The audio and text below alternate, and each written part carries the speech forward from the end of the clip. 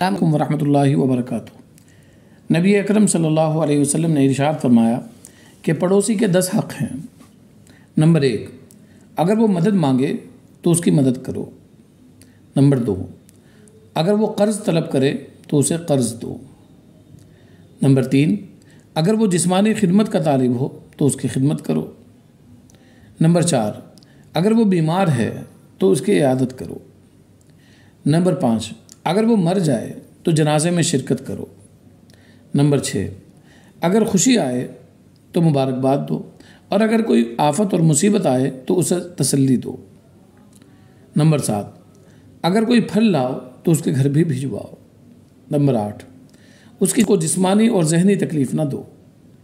Number 9، اچھا کھانا پکاؤ تو اس کے گھر بھی بھجواؤ۔ نمبر 10، وسعت نہ ہو تو پھر اپنی ہنڈیا کی خوشبو سے اسے رنجیدہ نہ کرو۔ والسلام علیکم ورحمۃ اللہ وبرکاتہ۔